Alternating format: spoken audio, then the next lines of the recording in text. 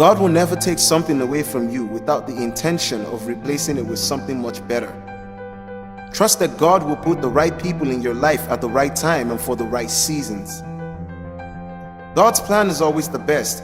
Sometimes the process is painful and hard, but don't forget that when God is silent, He's doing something for you.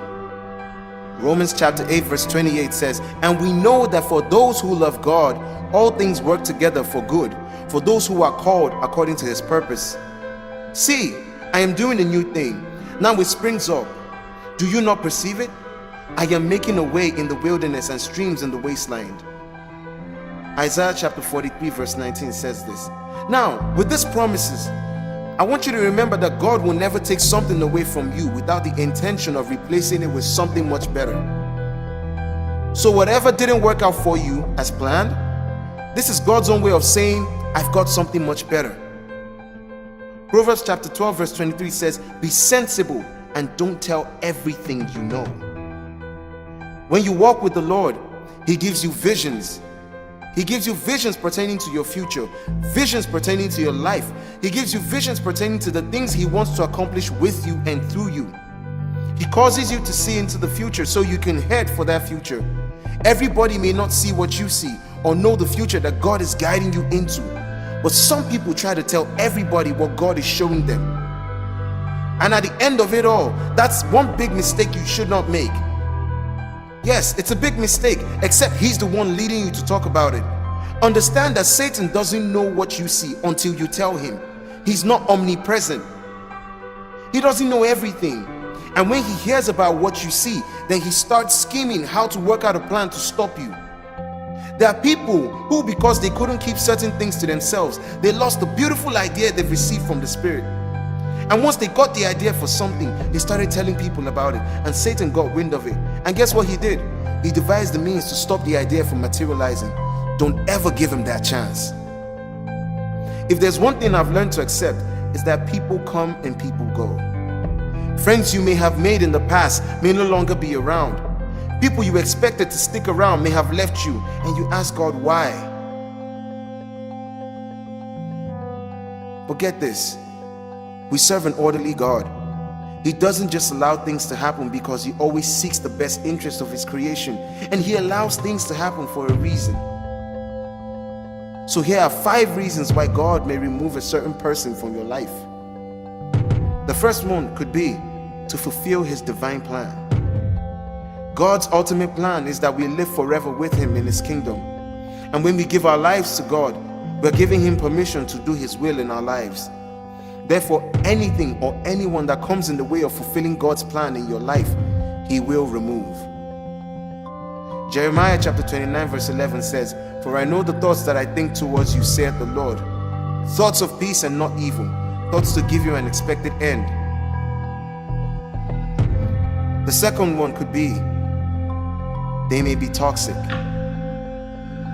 There are many toxic people in this world, and you may encounter some of these people every day and not even know it. They may secretly hate you or become more and more toxic as time goes by. We can only see what people allow us to see, but God sees the heart. He sees all of the secret thoughts and conversations that others may have about us. God knows exactly how much we can bear. Therefore, He may remove someone from your life in order to protect you. 1 Samuel chapter 16 verse 7 says, "For the Lord seeth not as man seeth, for man looketh on the outward appearance, but the Lord looketh on the heart." The third reason may be that this person is needed somewhere else. Now, God may remove someone from your life because that person is needed elsewhere. Now, this may be a very difficult thing to understand, especially if that person was a good friend or a romantic partner. Remember, God has a plan for everyone's life, including that person. God's plan might take them away from you, but understand that everything happens for a reason. They may need to fulfill their God-given purpose elsewhere. And Moses went and returned to Jethro, his father-in-law, and said unto him, "Let me go, I pray thee, and return unto my brethren which are in Egypt, and see whether they be yet alive." And Jethro said to Moses, "Go in peace." The fourth reason, they may not be right for you. Oh, and I can relate to this. Sometimes God removes someone from your life because he or she isn't right for you, or the timing isn't just right. God may decide to unite the both of you in the future, or he may not. God sees the beginning and the end. We may question why God will allow a perfect man or woman to walk out of our lives, but God knows us, and he will only allow things to happen in our lives that are in accordance with his plan.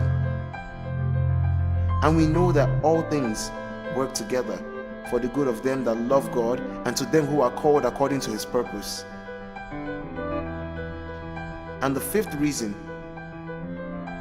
God has better things in store and he wants to bless you. Sometimes we hold on to things thinking that this is the best life has to offer. We have no idea what God has in store for us.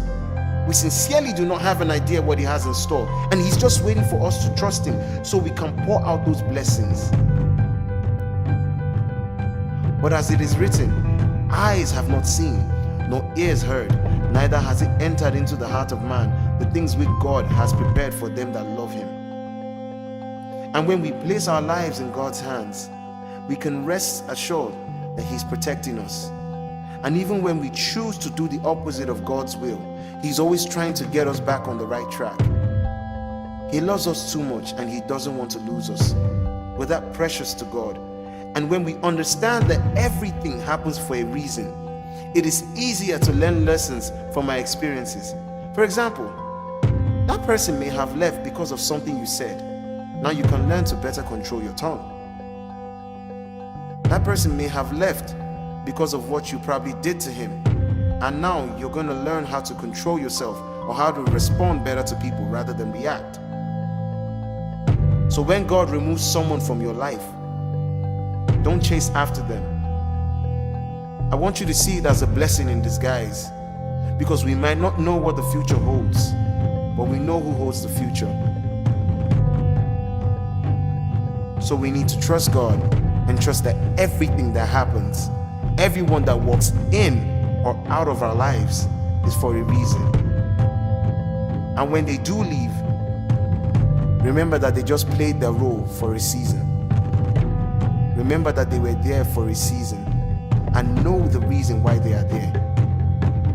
Because not everyone deserves to be held on to. Not everyone deserves to be attached to. So that's a very important thing. We need to know the place of people in our lives and we need to treat them accordingly. There are friends for a season. There are friends for a season. There are friends for a lifetime. There are acquaintances. There are people that are there to play different roles, but the only problem is that we get them mixed up. So in this short walk in life, we need to know the kind of people we meet and we need to classify them accordingly. And when we place ourselves in God's hand, we can be rest assured that he's protecting us. You know, even when we do the opposite of his will, even when we go against his will, even when we're trying to fight all hard, even when we're trying to fight and say, no, I don't want to lose this person, I don't want to lose him, I don't want to lose her, I don't want a case whereby I'll have to put myself out there again. Probably you're struggling from a heartbreak, probably you're going through a divorce. You're asking yourself, how can I put myself out there?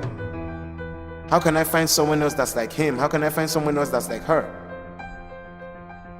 How can I find someone else that could understand me the way this person understood me? Well, I have good news for you.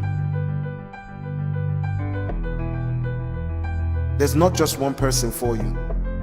For every one person that leaves, God has 1,000 people to bless you. God has 1,000 people to uplift you. God has 1,000 people to strengthen you. God is our ever-present help, and he shows that through the kind of people he sends to you. So what do we have to do? We have to be conscious, and we also have to be cautious. We have to be conscious and we have to be cautious of the kind of people that are in our lives. And if for any reason they finally decide to leave, just know that their part is done. Don't fight it. Just smile because it happened. So I leave you with these words. Know the different kinds of people that are coming into your life.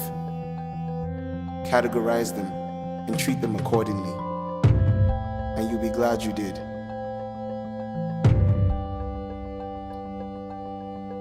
God bless you.